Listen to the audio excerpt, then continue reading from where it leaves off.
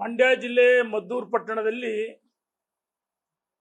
ನಮ್ಮ ಹಿಂದೂ ಗಣಪತಿ ಮೂರ್ತಿಯನ್ನು ಶಾಂತರಿದಿಂದ ವಿಸರ್ಜನೆ ಮಾಡೋ ಸಂದರ್ಭದಲ್ಲಿ ಕಲ್ಲು ತೂರಾಟ ಮಾಡಿದ್ದನ್ನ ಇಡೀ ರಾಜ್ಯದ ಜನ ಗಮನಿಸಿದ್ದಾರೆ. ಮಾಧ್ಯಮದಲ್ಲೂ ವರದಿಯಾಗಿದೆ.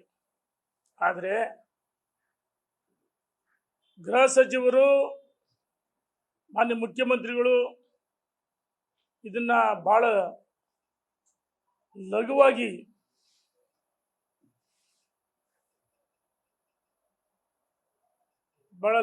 ಇದನ್ನ ತೆಗೆದುಕೊಂಡ ಸರ್ಕಾರ ಗಂಭೀರವಾಗಿ ಪರಿಗಣಿಸಿಲ್ಲ.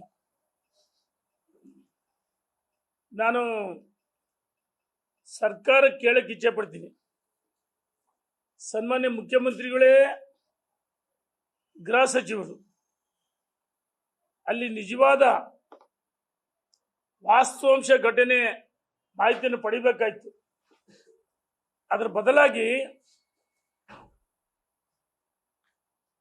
ಪರಮೇಶ್ವರ್ ಹೇಳ್ತಾರೆ ಇದು ಒಂದು ಸಣ್ಣ ಘಟನೆ,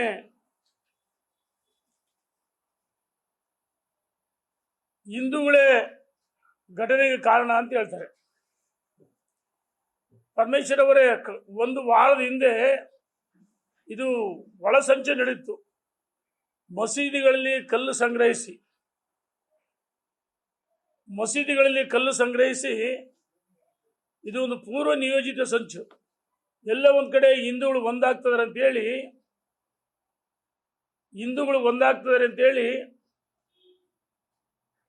ಹಿಂದೂಗಳಿಗೆ ಭಯಭೀತರಾಗಬೇಕು.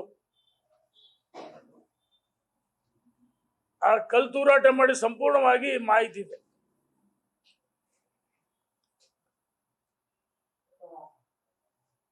ಯಾರು ಈ ರೂವಾರಿ ಕಲ್ಲು ತೂರಾಟದ ಹಿಂದೆ ಇರ್ತಕ್ಕಂಥ ಬಹಳ ಮುಖ್ಯ ರೂವಾರಿ, ಆ ರೂವಾರಿಯನ್ನು ಇದುವರೆಗೂ ಬಂಧಿಸಿಲ್ಲ.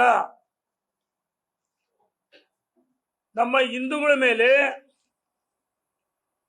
ಪೊಲೀಸರ ಕರ್ತವ್ಯ ಗಟ್ಟಿಪಡಿಸಿದೆ ಅಂತ ಹೇಳಿ ಗಿರೀಶ್, ಸೌಮ್ಯ, ರಮ್ಯ, ಪಲ್ಲವಿ 500 ನಮ್ಮ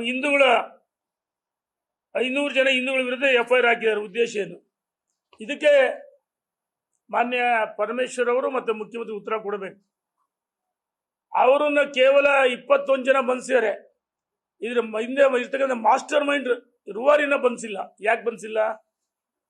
ಉತ್ತರ ಕೊಡಬೇಕು. ಇಡೀ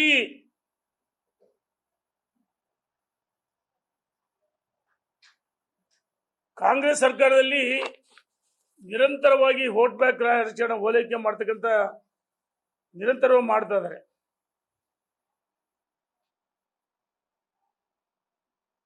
ಸನ್ಮಾನ್ಯ ಮುಖ್ಯಮಂತ್ರಿಗಳು ಕಳೆದ ವಾರ ಈದ್ ಮಿಲಾದ್ ಕಾರ್ಯಕ್ರಮಕ್ಕೆ ಅರಮನೆ ಆವರಣದಲ್ಲಿ ಹೇಳಿದ್ರು ಶಾಂತಿ ದೂತರು ಅಂತ ಹೇಳ್ತಾರೆ. ಅವರನ್ನು ಅಲ್ಪಸಂಖ್ಯಾತರನ್ನ ಶಾಂತಿ ದೂತರು ಅಂತ ಹೇಳ್ತಾರೆ. ಕಲ್ಲೆಸ್ತರು ಶಾಂತಿ ದೂತರು, ಲಾಠಿ ಏಟಿಂದರೆ ಶಾಂತಿ ದೂತರು ಸಿದ್ದರಾಮಯ್ಯನವರೇ.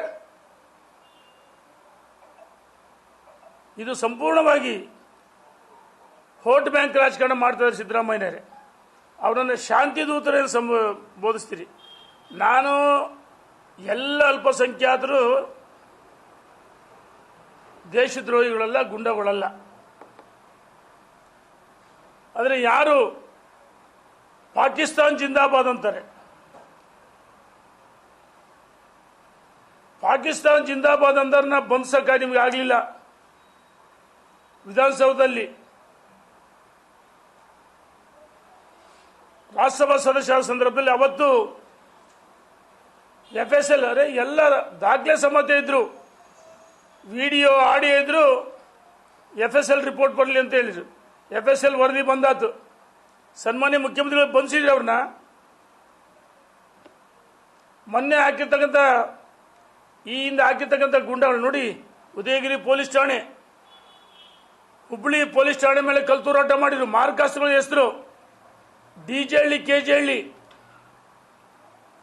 ಆ ಘಟನೆಯಲ್ಲಿ ಜೈಲಿಗೆ ಹೋದಂಥವ್ರನ್ನ ವಸತಿ ಸಚಿವ ಸ್ವಾಗತ ಮಾಡಿ ಅವರಿಗೆ ಹಣಕಾಸಿನ ನೆರವು ಕೊಟ್ಟರು. DK ಶಿವಕುಮಾರ್ ಕುಕ್ಕರ್ ಬ್ಲಾಸ್ಟ್ ಅದನ್ನ ಬ್ರದರ್ಸ್ ಅಂತ ಕರೆದ್ರು. ಈ ಕಾಂಗ್ರೆಸ್ಸಿನ ದೌರ್ಬಲ್ಯ ಈ ಪ್ರಚೋದನೆಗೆ ಕಾರಣ ಅಂತ ಅವ್ರಿಗೆ ಗೊತ್ತಾಯ್ತು. ನಾವೇನಾದ್ರೂ ಮಾಡ್ಬೋದು, ನಮ್ಮನ್ನು ಈ ಸರ್ಕಾರ ಏನು ಮಾಡೋಕ್ಕಾಗಲ್ಲ, ನಾವು ಈ ಸರ್ಕಾರ ಕಾಂಗ್ರೆಸ್ಗೆ ಅನಿವಾರ್ಯ ಅಂತೇಳಿ ಅಟ್ಟಾಸಿಂದ ಮೆರೀತಿದ್ದಾರೆ.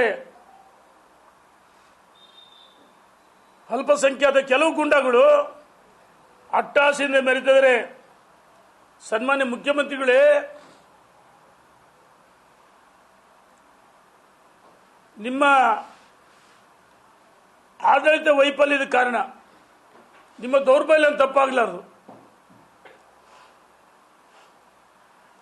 ಇದುವರೆಗೂ ಎಲ್ಲೆಲ್ಲಿ ಘಟನೆಗಳಾಗಿದ್ದೇವೆ ಇದಕ್ಕೆಲ್ಲ ನೇರವಾಗಿ ಕಾಂಗ್ರೆಸ್ ಹೊಣೆ. ಭದ್ರಾವತಿಯಲ್ಲಿ ಏನಾಯ್ತು ಮುಂದುವರೆದ ಭಾಗ, ಭದ್ರಾವತಿಯಲ್ಲಿ ಏನಾಯ್ತು ಹೇಳ್ಬೇಕಲ್ಲ. ಪಾಕಿಸ್ತಾನ ಜಿಂದಾಬಾದ್ ಅಂತ ಹೇಳ್ತಾರೆ ಯಾವನೋ ಅಯೋಗ್ಯರು. ಈ ಸರ್ಕಾರ ಅಂತನಲ್ಲ, ಈ ಗಣೇಶನ ಉತ್ಸವದ ನಡೆಯುವ ಸಂದರ್ಭದಲ್ಲಿ ಗಣಪತಿ DJ ಮೇಲೆ ಕಲ್ಲೆಸರು, ಎಲ್ಲೆಲ್ಲಿ ಪಾಕಿಸ್ತಾನ ಜಿಂದಾಬಾದ್ ಅಂತ ಘೋಷಣೆಗೆ ಹೋಗ್ತಾರೆ. ಆ ಸರ್ಕಾರ ಇದನ್ನು ಗಂಭೀರ ಪರಿಗಣಿಸಿಲ್ಲ, ಲಘುವಾಗಿ ಪರಿಗಣಿಸೋದಕ್ಕೋಸ್ಕರ ಎಲ್ಲ ಕಡೆ ಘಟನೆಗಳು ನಡೀತಾ ಇದ್ದಾವೆ. ನಾನು ಹೇಳ್ತೀನಿ ಸರ್ಕಾರಕ್ಕೆ ಕಠಿಣವಾದ ಕ್ರಮವನ್ನು ತೆಗೆದುಕೊಳ್ಳಬೇಕು. ಯಾರು ಅಯೋಗ್ಯರಿದ್ದಾರೆ, ಯಾರು ಇಂಥ ದುಷ್ಕೃತ್ಯಗಳನ್ನ ದೇಶದ್ರೋಹಿಗಳಿದ್ದಾರೆ ಅಂಥವ್ರನ್ನ ಸರ್ಕಾರ ಗಡೀಪಾರು ಮಾಡಬೇಕು. ಮತ್ತು ಮುಲಾಜಿಲ್ದಲೆ ಯಾರ್ಯಾರು ನಮ್ಮ ಹಿಂದೂ ಯುವಕನ ಗಡೀಪಾರು ಮಾಡಕ್ಕೆ ಹೊರಟಿದ್ದಾರೆ ಅಂತ ದುಷ್ಕರ್ಮಿಗಳನ್ನ ಗಡೀಪಾರು ಮಾಡ್ರಿ, ದೇಶದ್ರೋಹಿಯಲ್ಲಿ ಬಂಧಿಸ್ರಿ. ಸನ್ಮಾನ್ಯ ಸಿದ್ದರಾಮಯ್ಯನವರೇ ಮೊನ್ನೆ ಸಚಿವ ಸಂಪುಟದಲ್ಲಿ ಏನು ಹೇಳಿದಲ್ಲ, ಪೊಲೀಸ್ ಠಾಣೆಗಳು ಬೇರೆ ಬೇರೆ ಕೃತ್ಯಗಳಲ್ಲಿ ಭಾಗಿಯಾಗಿದ್ದಂಥವ್ರನ್ನ ಅವ್ರ ಮೇಲೆ ಹಾಕಿರ್ತಕ್ಕಂಥ ಮೊಕದ್ದಮೆಗಳನ್ನ ಸಚಿವ ಸಂಪುಟದಲ್ಲಿ ವಾಪಸ್ ಪಡೆದಿರಿ. ಅದಕ್ಕೋಸ್ಕರ ಅವರು ನಮ್ಮನ್ನೇನು ಮಾಡೋಕ್ಕಾಗಲ್ಲ ಅಂತೇಳಿ ಅಟ್ಟಾಸನೆ ಮೆರೀತಿದ್ದಾರೆ. ಮಂಗಳೂರಲ್ಲಿ ಸುಹಾಸ್ ಶೆಟ್ಟಿ ಹತ್ಯೆ ಆಯಿತು. ಅವ್ರ ಮನೆ ಸಾಂತ್ವನ ಸೌಜನ್ಯಕ್ಕೆ ಅವ್ರು ಭೇಟಿ ಕೊಟ್ರೆ ಸಾಂತ್ವನ ಹೇಳಿದ್ರೆ, ಯಾರೋ ಅಲ್ಪಸಂಖ್ಯಾತ ಗುಂಡಾಗಳು ಟೇಬಲ್ ಕುಟ್ಟಿ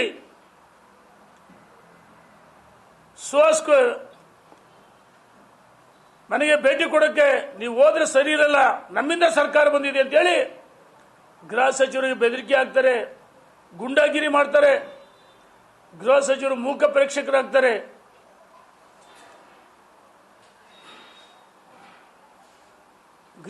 ಗೃಹ ಸಚಿವರ ಒಬ್ಬ ಅಸಮರ್ಥ ಗೃಹ ಸಚಿವರು ಅಂತ ಹೇಳಕ್ಕೆ ಇಚ್ಛೆ ಪಡ್ತೀನಿ ನಾನು.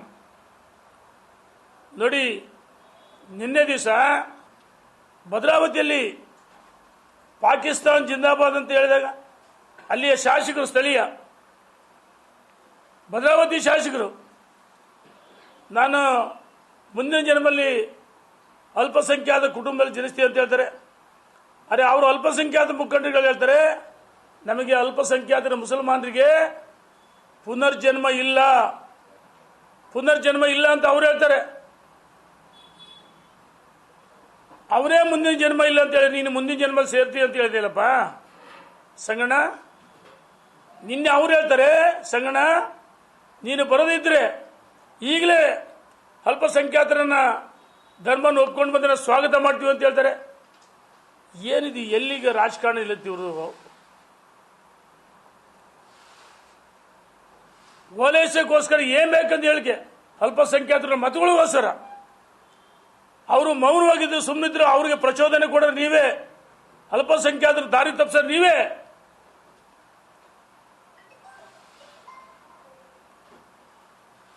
ಅವರನ್ನ ಸಂಪೂರ್ಣವಾಗಿ ದೇಶದ ವಿರುದ್ಧ ತಿರುಗಿ ಬೀಳಂಗೆ ಟಿಪ್ಪು ಜಯಂತಿ ಮಾಡಿದ್ವಿ. ಏನೇನ ವಿಚಿತ್ರ. ಇವರು ಸನ್ಮಾನ್ಯ ಮುಖ್ಯಮಂತ್ರಿಗಳು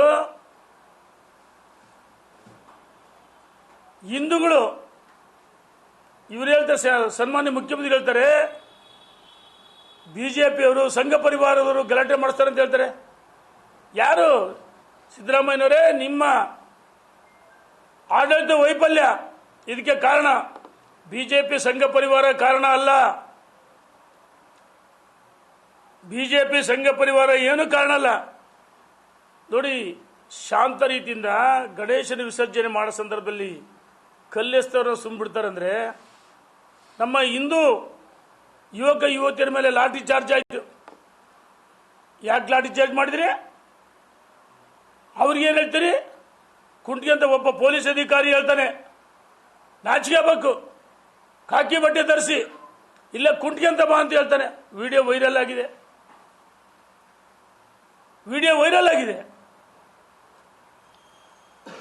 ಹಿಂದೂಗಳಿಗೆ, ಮಹಿಳೆಯರಿಗೆ ಪೊಲೀಸ್ ಲಾಠಿಯಿಂದ ಸಿಕ್ಕಾಪಟ್ಟೆ ಧರಿಸಿದ್ದಾರೆ. ಆ ಯುವತಿಯರು, ಹಿಂದೂ ಮಹಿಳೆಯರು ಕಣ್ಣೀರು ಹಾಕ್ತಾರೆ, ಚೀರಾಡ್ತಾರೆ. ಕಾಂಗ್ರೆಸ್ ಏಜೆಂಟ್ರಂತೆ ಪೊಲೀಸರು ವರ್ತನೆ ಮಾಡ್ತಾರೆ. ಇವರು ಪೊಲೀಸರಿಗೆ ಬುದ್ಧಿ ಬಂದಿಲ್ಲ. ಕಾಲ್ ತುರ್ತಲ್ಲಿ 11 ಜನ ಸಾವಾದಾಗ 5 ಜನ ಸಸ್ಪೆಂಡ್ ಆಗಿದ್ದು ಮರ್ತು ಬಿಟ್ಟಿದ್ದಾರೆ.